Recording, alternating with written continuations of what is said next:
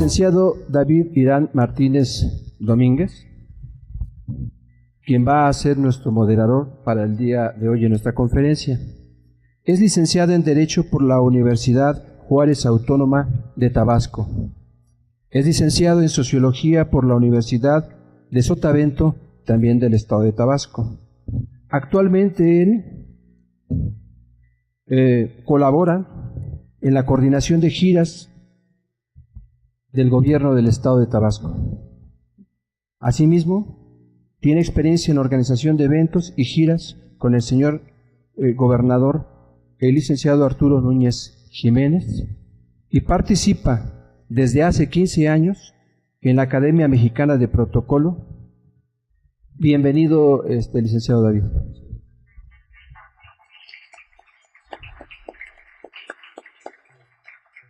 Si fuera tan gentil, licenciado, de tomar la palabra para darle continuidad a nuestro evento. Gracias. Antes que nada, me da mucho gusto estar aquí con ustedes.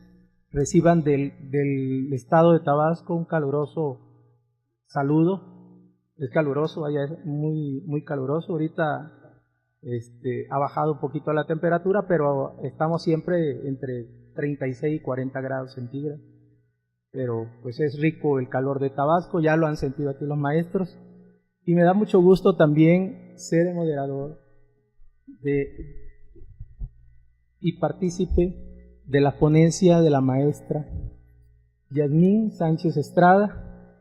Ella, desde que la conozco, nos ha brindado mucho su apoyo, su amistad, y hemos estado siempre en los lugares en donde la Academia Mexicana de Protocolo ha tenido participación, sobre todo porque aquí se aprende mucho, aquí nos forman y prácticamente nos hemos ido formando con todo lo que nosotros escuchamos, con todo lo que hemos aprendido de la academia. Yo les quiero pedir que sigan participando, que sigan asistiendo a estos congresos, porque es muy importante para la academia y para ustedes.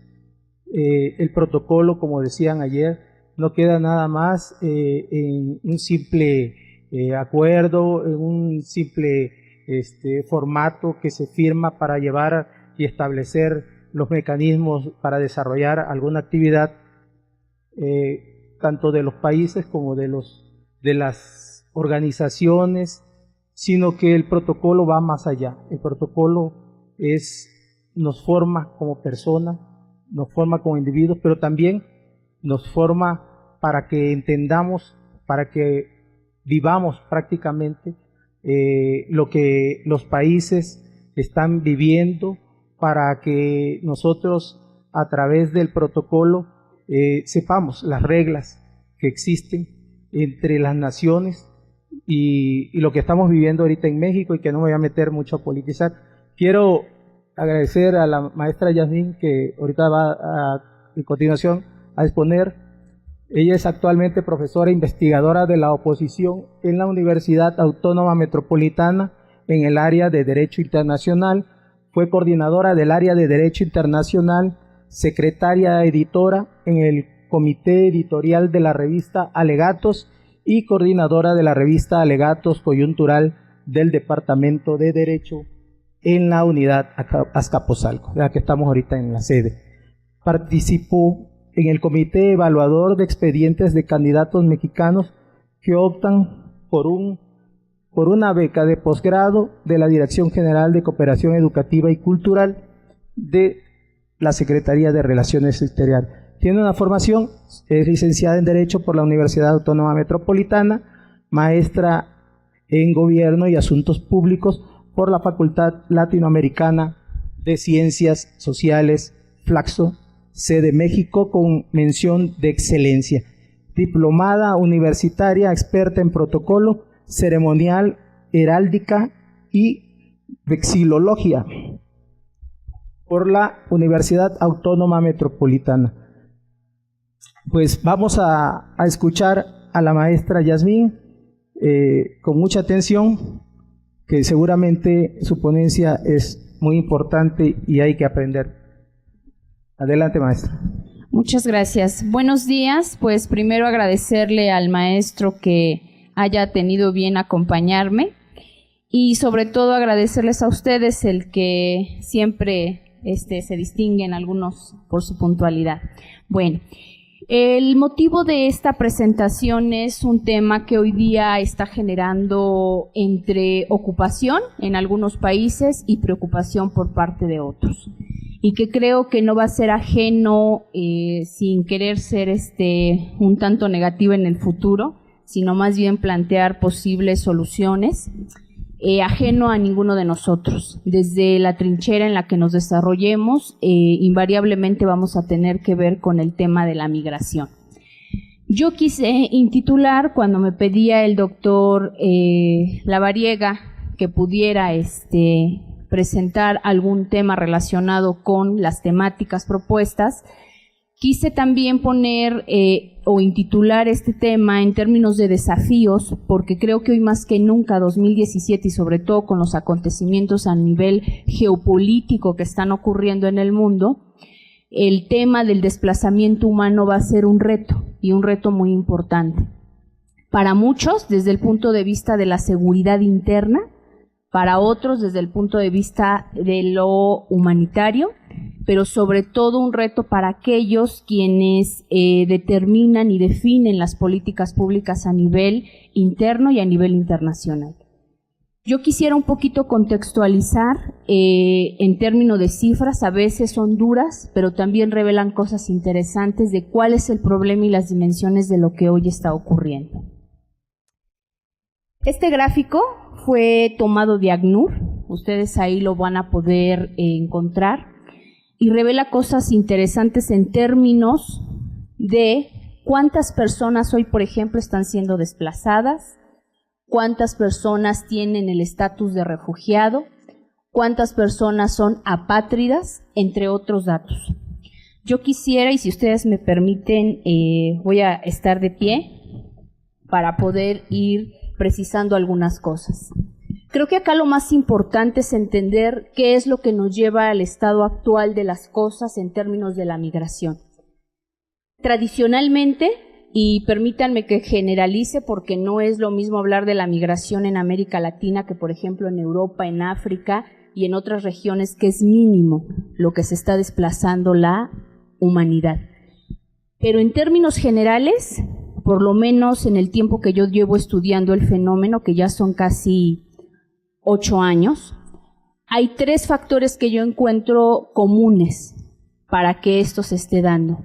Les decía el primero, que es el tema de lo que hoy conocemos como los conflictos a nivel internacional, hoy en día muy importante el que está aconteciendo en Siria.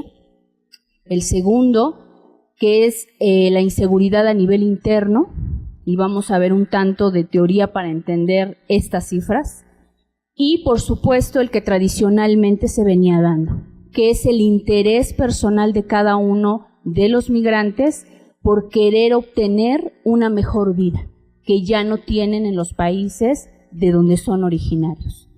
Todo esto nos lleva a lógicas que implican no solo desafíos en términos de lo que ya está ocurriendo, que es qué hacemos con toda la gente que se está desplazando. En México nos ha tocado vivir, sobre todo después de las modificaciones en el tema de seguridad hacia la frontera sur, ver que estamos recibiendo contingentes muy importantes de personas que pretenden ya no solamente utilizar nuestro territorio para paso hacia el norte, como tradicionalmente ocurría, sino ven en nuestro país una posibilidad de quedarse a residir. Esto no es menor, porque transversalmente implica cambiar la lógica de lo que las políticas de los estados tenían como supuesto. Si ya entendimos más o menos estos 3 orígenes, que no son los únicos, pero que yo he podido detectar a lo largo de estos años como los más importantes, también tendremos que hablar de las políticas antes y después de entender algo que sigue siendo muy complicado de entender y de aplicar sobre todo. Dar una perspectiva de derechos humanos a la política migratoria de un país. La pregunta inmediata que yo les haría, para un poco romper la pasividad de que el ponente hable y ustedes me escuchen, si me lo permitan, ¿cuántos de ustedes tienen familiares que estén radicando en otro país que no sea, por supuesto, México. Piensen en Estados Unidos, en Europa. ¿Podrían levantar su mano? Ok. Son pocos los que en realidad podrían decir: yo no tengo ningún familiar hoy día que esté fuera del país. Y regularmente lleva dos supuestos esta posibilidad de salir. Que su situación sea legal o que su situación sea ilegal. Y fíjense el concepto que utilizo. Inclusive nos reta esta perspectiva de derechos humanos a repensar el lenguaje. Era muy común anterior, hablando del antes y el después en la política migratoria, que el tratamiento que se le daba era un adjetivo a la persona, indocumentado, ilegal. Hoy nosotros, ayer lo comentaban en muchas de las ponencias que se presentaron, tenemos un reto en términos de política interna y de política exterior, porque estamos enfrentándonos, y vamos a ver qué tanto es cierto, a una gran cantidad de deportaciones de connacionales del norte hacia nuestro país. Pero con otro tema también importante que algunos de nuestros asistentes deben conocer muy de cerca, podernos cerciorar si todos y cada uno de los retornados son de nacionalidad mexicana. Porque de repente puede suceder que en ese grupo de personas que llegan haya la duda razonable si tienen o no la nacionalidad mexicana, con todos los retos que eso implica para el Estado mexicano y sus instituciones. Esta lógica, como les decía, de entender un poco que puedo yo inclusive cambiar el lenguaje, pero también tengo que entender que puedo cambiar la forma en que recibo a esas personas, porque tanto salen como reciben todos los países actualmente, migrantes, lleva a lo siguiente, una figura importantísima, el refugio. Hoy, para poder acoger a casi todas las personas que se están desplazando, y ahorita vamos a ver ese término también qué significa, se ha llegado al consenso más o menos a nivel universal que una figura que justamente ACNUR pugna porque se utilice y se le dé vigencia es la de refugiado. En el caso de México, la última reforma que hubo a la ley de migración, más bien a la Ley General de Población, y que aparece la llamada Ley de Migración, reúne dos figuras que tradicionalmente eran separadas, el refugiado y el asilado, y prácticamente genera la figura de refugiado y de protección complementaria. Pero yo les decía, a veces es mejor entender a través de cifras, aunque a muchos no nos guste, qué implica en términos de dimensiones lo que está ocurriendo. 65,3 millones de personas están siendo desplazadas a la fuerza en el mundo. Lo que hoy yo quisiera que ustedes se llevaran como idea es que la gente no sale de su país mayoritariamente hoy, este año sobre todo, y desde el 2015 a la fecha, porque desea hacerlo. La gran mayoría está saliendo porque hay una serie de condiciones al interior de su país que ya mencionaba en la primera parte de esta ponencia, que lo están obligando a abandonar su país. Y lo pongo en términos más cercanos. ¿Quiénes de todos ustedes que tienen su casa, su trabajo, una estabilidad en términos generales, desearía en este momento salir con lo que trae puesto? Que son las realidades que, por ejemplo, se están viviendo en Siria. Pues yo creo que ninguno. Lo más grave de todo esto es que hoy 65 millones de personas lo están teniendo que hacer. Es decir, no salen de su país motivados ya ni siquiera por encontrar una nueva expectativa de vida. Lo están haciendo porque tienen que hacerlo. De ello depende que conserven o no su vida y la de sus familias. Muchas noticias desde el 2014, 2015, 2016, 2017 han llegado a nosotros a través de las redes sociales. Ayer hablaba el licenciado Carlos Ramos de este tema. Y vemos en una de esas imágenes que más conmovió al mundo a un niño aproximadamente de 6 años que pierde la vida y su cuerpo aparece en una de las costas en Europa, ¿no? Esa imagen fue muy difundida pero desgraciadamente, que es una de los lados de las redes y de la comunicación como hoy se está dando, es que cuando más vemos ese tipo de imágenes nos vamos acostumbrando a que eso suceda. Este dato importante de desplazados como una referencia, prácticamente antes del 2014, 2013, 2012, reportaba cifras que no superaban los 45 millones de personas. Es decir, que en menos de 4 años hemos logrado 20 millones de personas más desplazándose porque tienen que hacerlo.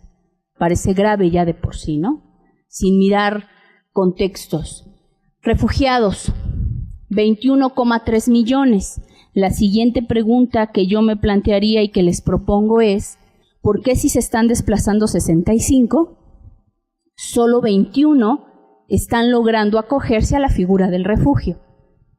Porque no todos los estados, la respuesta inmediata sería, porque no todos los estados primero tienen la infraestructura para recibirlos. Hoy nuestro país está con una crisis que, aunque no se acepte, puede llegar a ser una crisis humanitaria con el refugio de una comunidad haitiana hacia el norte de nuestro país, porque no es en muchos de los casos que se quiera o no se quiera, sino no se tiene la infraestructura. Porque algo que voy a adelantar a las conclusiones de esta ponencia es que el desafío más importante es cambiar culturalmente la idea que se tiene de lo nacional y de lo extranjero. Que para efectos, inclusive yo soy acá profesora de esa área de derecho, para efectos pedagógicos y jurídicos, pues ha sido algo imperante y constante, tener que definir quién es nacional y quién es extranjero para someterlo a un régimen distinto. Pero me parece que ante una situación como la que hoy estamos enfrentando, deja o queda superada esas diferencias cuando simplemente lo que estamos viendo son personas, más allá de la calidad que puedan tener de nacionales o extranjeros. El otro dato importante son quienes no poseen una nacionalidad. A veces una de las preguntas que en las conferencias o en clase me hacen es, ¿de verdad hoy día, profesora, puede haber alguien que no tenga nacionalidad? Porque para nosotros es una realidad muy ajena. Nosotros prácticamente, salvo algún caso muy extraordinario, desde que nacemos, por cómo están dadas las condiciones en nuestro país, se nos otorga una nacionalidad mexicana. Y algunos o muchos otros la obtienen por vía de la naturalización. Es impensable para nuestra realidad creer que haya todavía alguien que no tiene la nacionalidad o que puede tener inclusive la mayoría de edad y no posee una nacionalidad. Personas, en el último gráfico, para ustedes del lado izquierdo, donde se acogen personas desplazadas en el mundo. Y fíjense que este dato resulta revelador y me voy a permitir cerrar para que tratemos de dilucidar esta parte, que son pocos los países que hoy están recibiendo personas, perdón que me atraviese, personas que están siendo desplazadas. El que más, ¿sí?, ¿dónde se acogen a la mayoría de las personas desplazadas en el mundo? En Oriente Medio. Casi el 40% de esas personas están llegando a cualquiera de los países ubicados en esta región. Y puedo inferir, junto con ustedes, que eso se debe también a que son las zonas más conflictivas y las que más están expulsando de sus países por razones de conflicto o por razones de crisis a su población. Y entonces lo que sucede, como es el caso de Turquía, pues está recibiendo un porcentaje muy importante de la gente que se está desplazando de Siria. Ahora no me quisiera meter en estos temas geopolíticos de todo lo que implica el conflicto actual en Siria, ¿no? Que ese es per se otro análisis de lo que mucho se ha hablado en los contextos internacionales, que hoy la modalidad de los conflictos es liberar, ¿sí?, o desencadenar conflictos lejos de mi territorio. Sabemos que dos importantes potencias en el mundo están, ¿no?, en conflicto, pero esa situación conflictiva no se desarrolla en torno a sus territorios, sino en un territorio tan distante como lo es Siria. 33.972 personas a diario se ven obligadas a huir de sus hogares por un conflicto o persecución. Esa realidad también alcanza América Latina. 10.800 funcionarios de ACNUR son los encargados de conocer de estos asuntos. 128 países trabajan coordinadamente con ACNUR. Principales países de acogida. Aquí, datos importantes pueden ser Pakistán, el Líbano, pero como ya les adelantaba en la última línea, Turquía. Hoy día es el que más está recibiendo desplazados y eso puede deberse al tema sirio. En cifras parecen frías, pero nos ayudan a entender un poco un concepto como este. Es de la Organización Internacional para las Migraciones. Según ellos, migrar, en términos genéricos, significa que las personas de manera voluntaria o por amenaza a su vida o subsistencia, o inclusive por una causa ajena a estas dos primeras, como puede ser una situación derivada de la naturaleza, por ejemplo, movimientos de refugiados, desplazados internos, desplazados por desastres naturales o ambientales, desastres nucleares o químicos, hambruna o proyectos de desarrollo, tengan que salir de su país para ir a otro. Las motivaciones pueden ser distintas, pero según esta organización, migrar significa que yo lo haga de manera voluntaria o involuntaria y llegue al territorio de otro estado. Otro gráfico importante, ¿por qué en esta zona, aunque yo les decía el enfoque de los desafíos es a nivel global? Porque como ya pudimos dilucidar de la primera, una zona que hoy puede tener retos importantes es justamente Europa, África, con relación no solamente a la migración que tradicionalmente se tenía desde el norte de África hacia Europa, sino hoy día en la parte del Oriente, con todos los conflictos que están implicados ahí y la posibilidad de llegar hacia algunos países europeos. Los círculos en rojo, ¿sí?, demuestran cuántas personas están llegando, que salen de su país y a qué país están llegando, arribando. Pero aquí hay un dato todavía más desalentador. Los círculos en amarillo o naranja, aunque se va perdiendo ahí en el gráfico, son por cuántas personas que están saliendo y llegando, cuántas están falleciendo en el camino. Nuevamente recordamos, para el caso propiamente de México y de América Latina, de nadie es ajeno, Centroamérica hacia el norte, todas las implicaciones que ello tiene, África hacia Europa, Medio Oriente hoy día por el paso hacia África y luego llegar hacia Europa. Si ustedes miran con detalle, no ni siquiera viendo las cifras, sino los gráficos, un país que tiene retos importantes desde el 2015 va a ser Italia. Al tener mayor control por la ruta tradicional que era a través de Marruecos, lo que está sucediendo es que se aventuran por el Mediterráneo. Y esos retos de los que nosotros ya conocemos del Caribe para llegar hacia Estados Unidos o México, es lo que hoy de manera potenciada está sucediendo en Europa.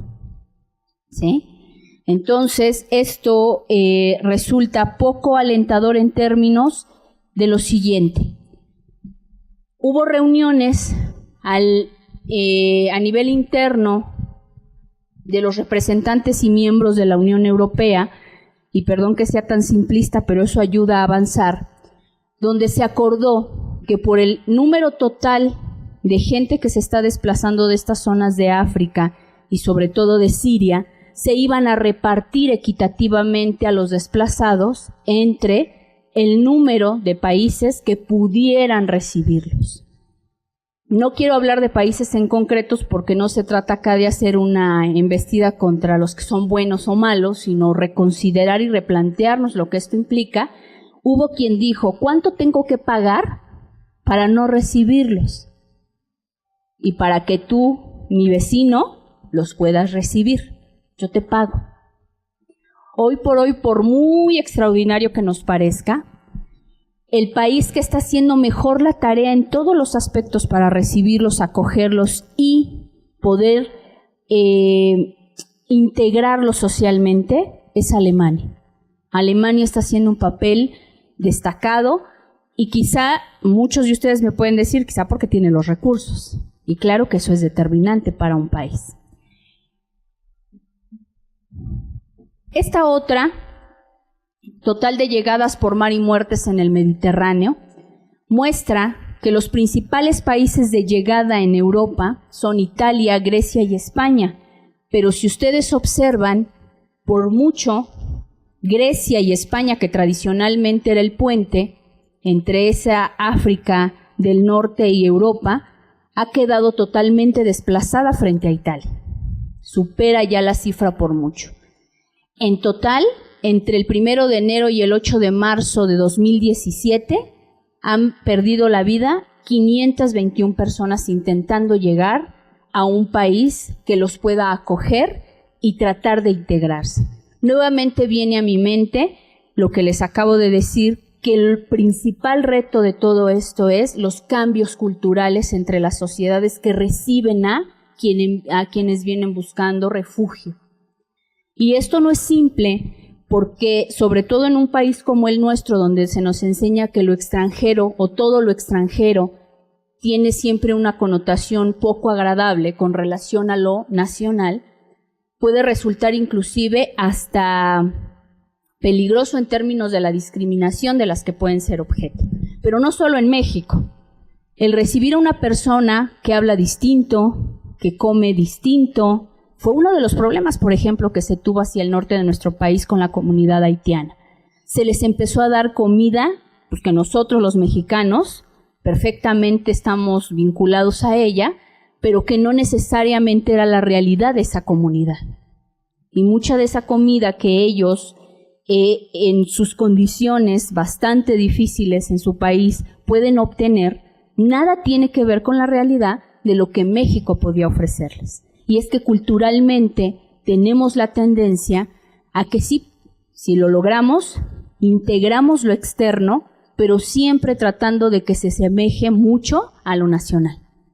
Y eso en términos de las personas es complicadísimo, porque cada persona tiene su cultura, su religión, su idea del mundo, y entonces por eso les repito, para mí es el principal desafío que se está viviendo.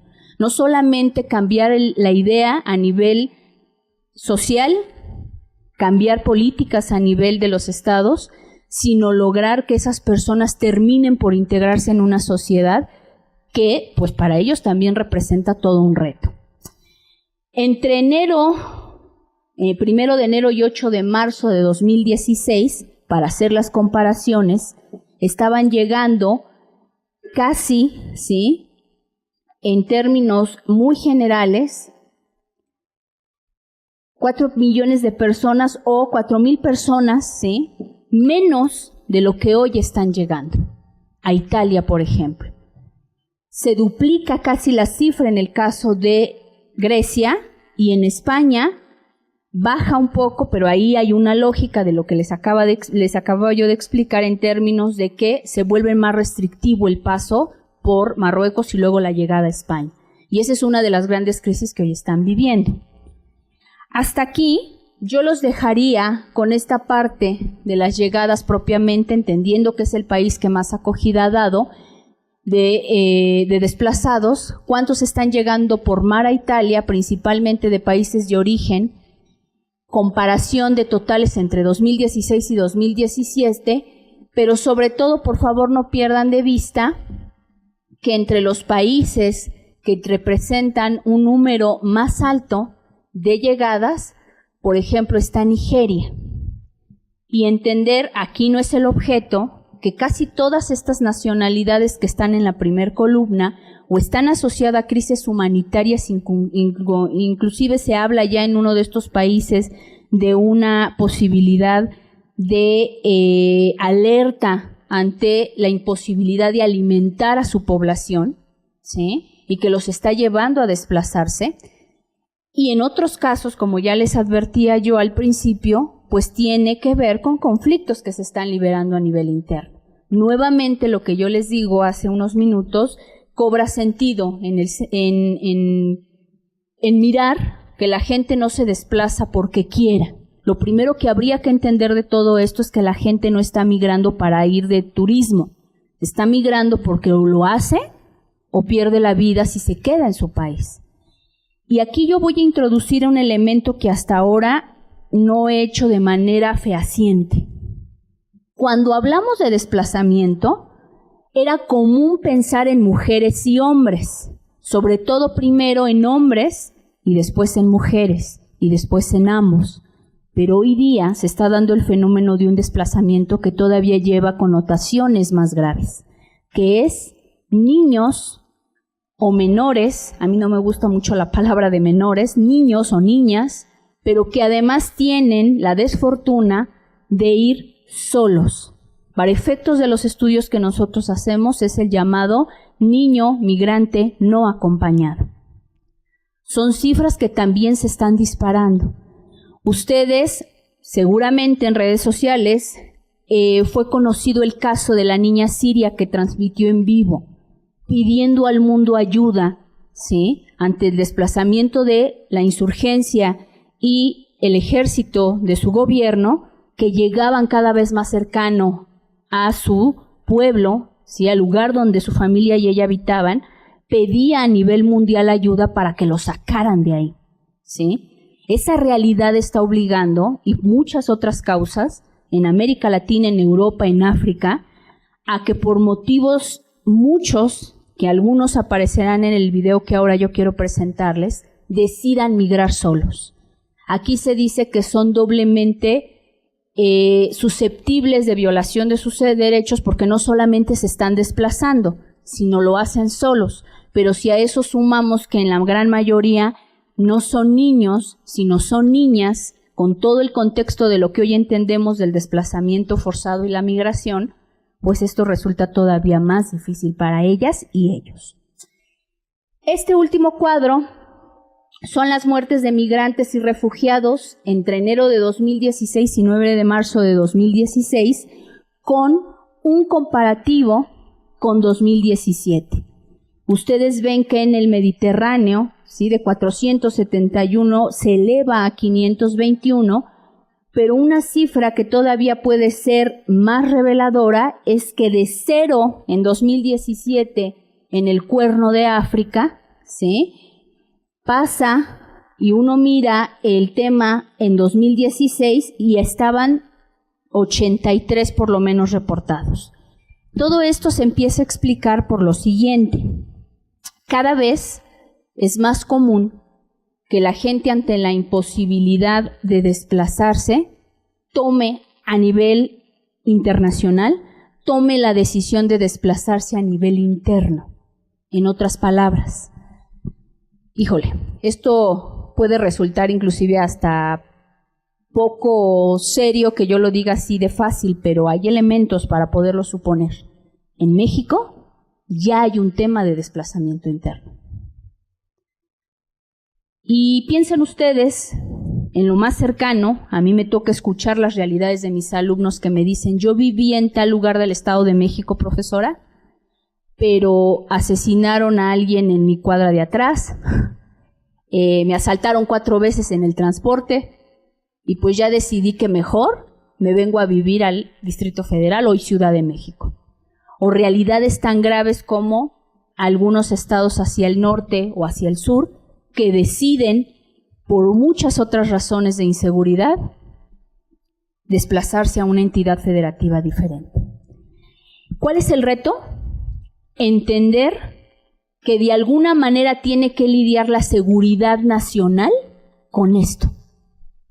No me pregunten cómo, porque estamos en eso.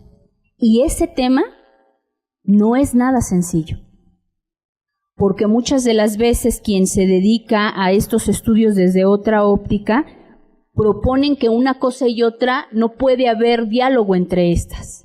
Pero yo soy convencida firmemente que sí se puede dar este tema de la seguridad interna y la seguridad internacional sin afectar estos movimientos. 1 de cada 113 personas en el mundo está solicitando asilo, un desplazado interno o un refugiado. Son las tres figuras que para efectos de la ley de migración están contenidas en la figura de refugio y de protección complementaria.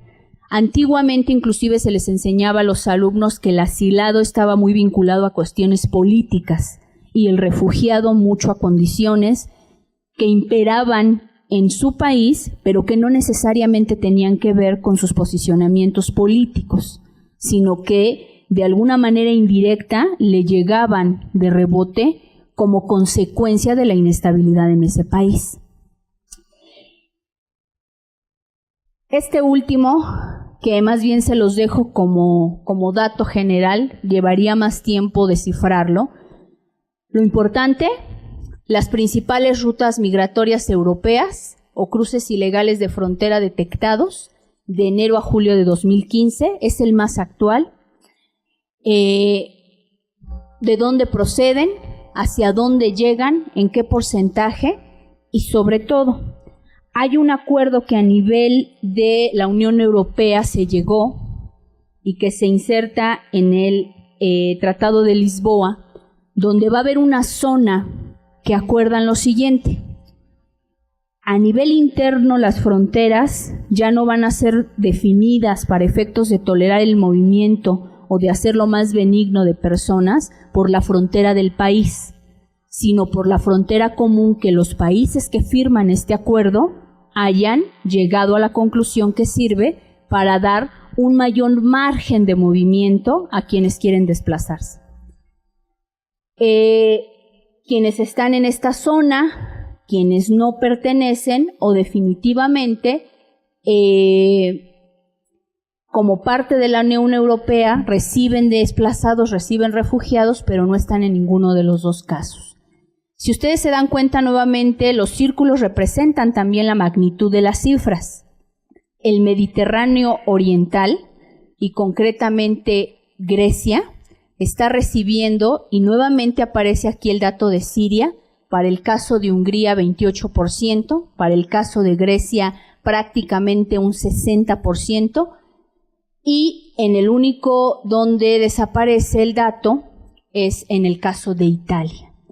Pero nuevamente repito, aquí lo que podemos hacer como reflexión es que las cifras por sí mismas no niegan que sí estamos ante una verdadera crisis humanitaria y que los retos no son menores, porque hay que lidiar casi siempre. El obstáculo principal en tema de políticas internas es cómo un país mantiene su seguridad en las fronteras y respeta, ¿sí?, la calidad de las personas en términos no de ser nacionales o extranjeras, sino de ser eso, personas desplazándose.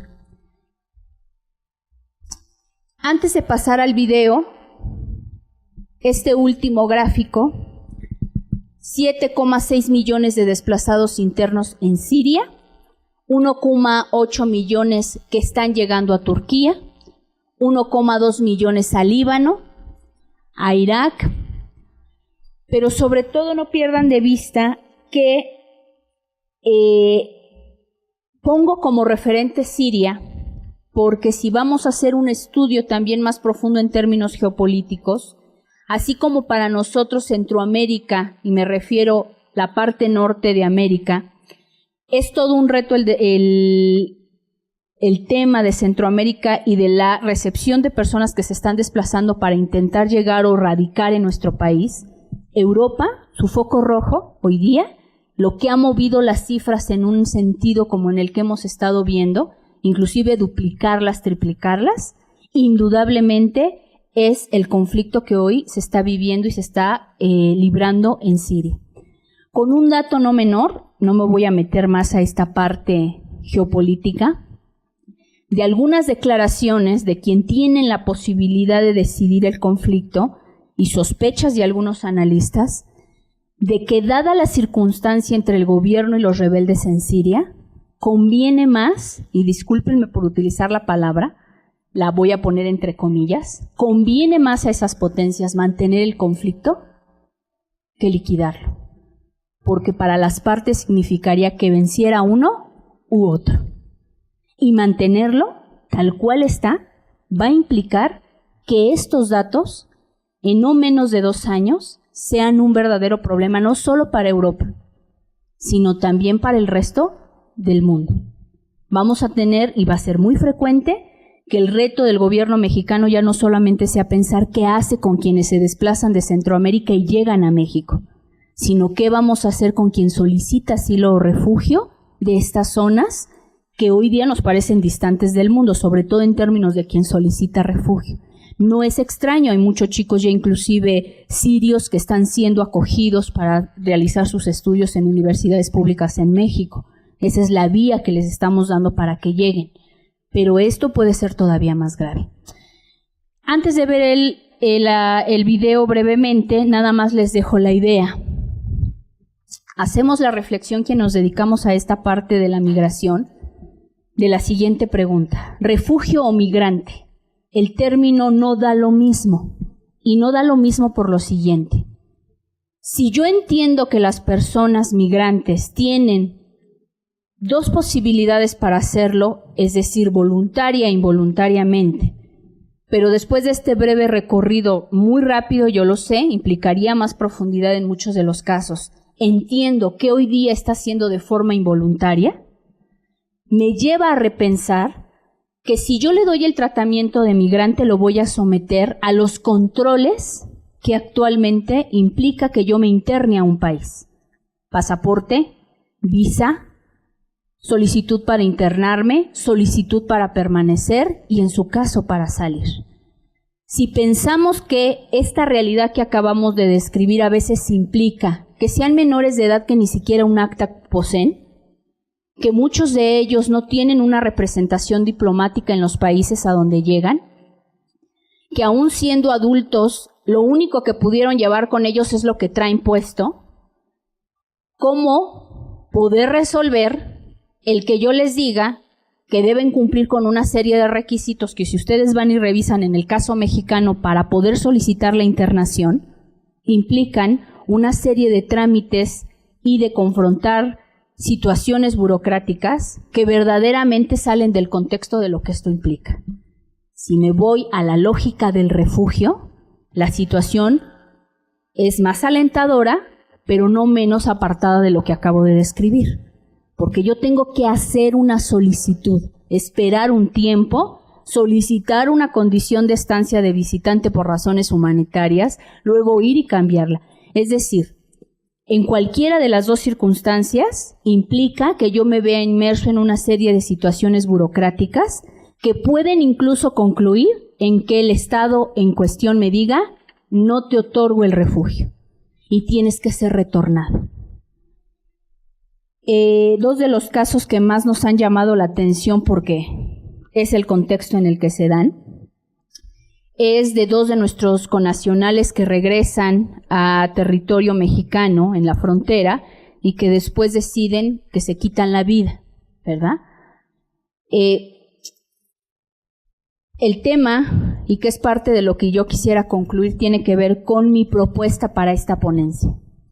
Y yo sé que algunos de aquí me van a decir: esta maestra está enloqueciendo.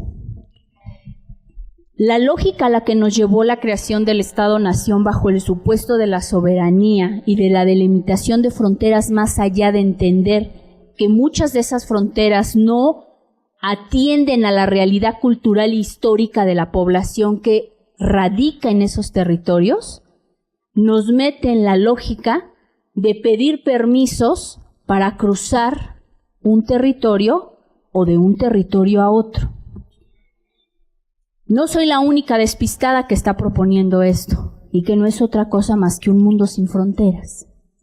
Muchos de los especialistas y organizaciones internacionales ya pugnan porque entendamos que ante la circunstancia que nos está tocando vivir, la mejor salida va a ser que dejemos de poner tantas trabas para que un mexicano vaya a Estados Unidos, o un estadounidense venga a México, o un mexicano vaya a España, o un español venga a México.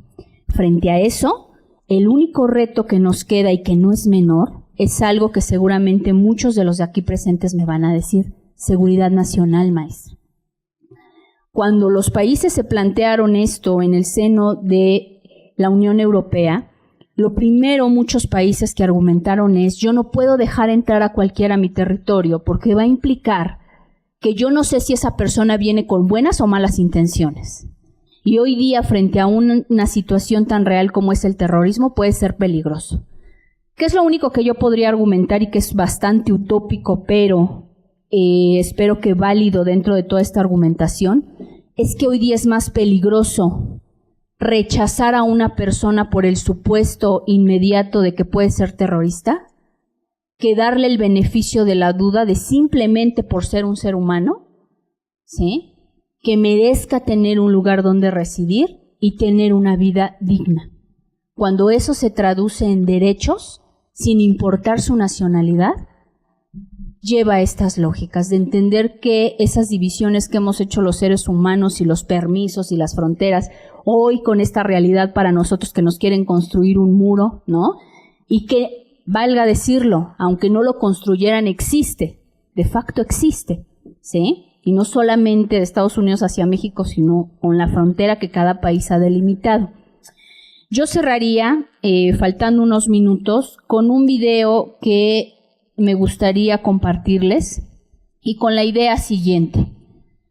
Esta propuesta de salida frente a la imposibilidad de detener lo inevitable, pero además agrego ya al final de esta ponencia, pensemos que en un futuro y ante el cambio climático que estamos viviendo y que algunos suponen que inclusive es ajeno a la propia actividad humana, va a implicar que no importa en términos generales estas 3 razones que yo les he dado. Invariablemente, ante ese cambio climático, van a estar presentes la posibilidad de que territorios hoy habitables dejen de serlo.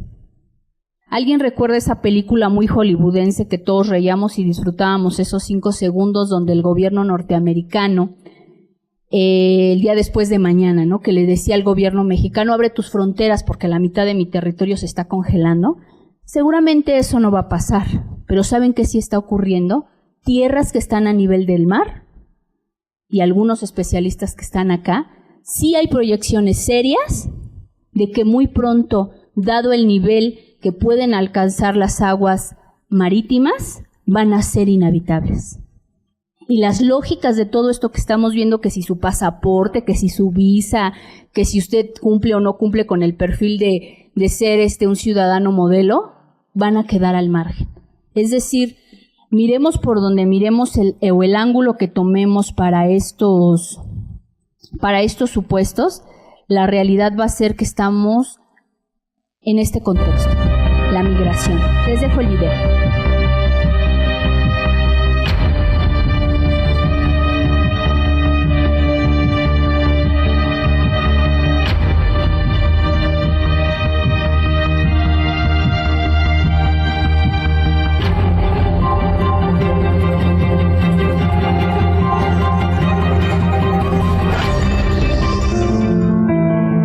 Look at their faces of loss. Homes, villages, even countries lost. Their harrowing stories are of fear and flight and courage. In 2015, 3.2 million were seeking asylum, the highest number in history. There were 21.3 million refugees, the highest number since the 1990s. And 40.8 million were displaced in their own country, the highest number ever. A total of 65.3 million people. Forced displacement has doubled in less than 20 years. From 33.9 million to more than 60 million people forced from homes, driven to flee. This is their testimony. أقل شيء هي أبوي راح لليوم ما بنعرفه، ما هي الطقية ما بنعرفه. شو صار مع أبوك؟ راح بالأحداث. Yo me vine a alojarme acá porque perdí un hijo, me lo mataron un hijo. Y yo pensaba que también. Increasingly, this affects each one of us. In 2015, 1 of every 113 people on the planet was either seeking asylum, internally displaced, or a refugee.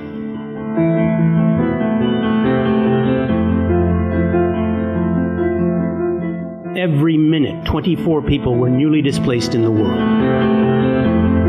That's a population greater than all of France. Most were found in the Middle East and then Africa. Europe had the smallest number, and that included Ukraine and Turkey. One of every 113 in the world. That is a crisis. Дедушка прошел Великую Отечественную войну. Разве он знал, что такое будет? It is not Syria. It is not Syria. It is, I think, it is a kind of film. My mother was shot during that crisis, and my father has left us to come here and went back. We don't know why he's not.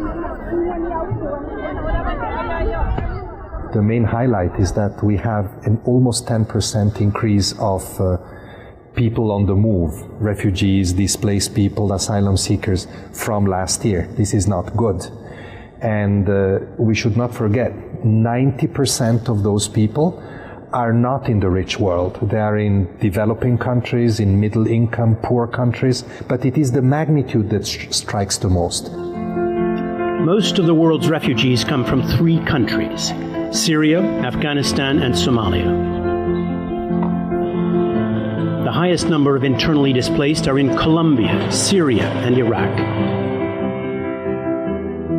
In 2015, 51% of all refugees were children, and almost 100,000, 98,400 exactly, were alone, unaccompanied or separated from their families.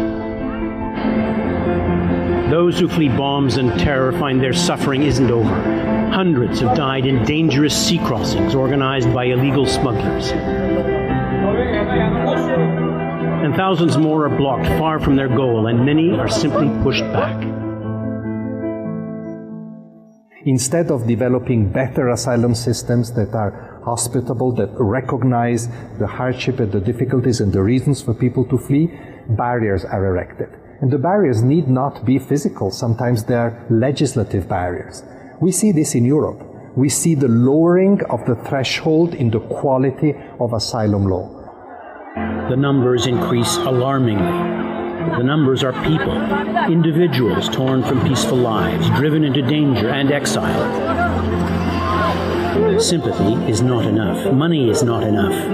Action, bold action, is needed to deal with a crisis spanning the world.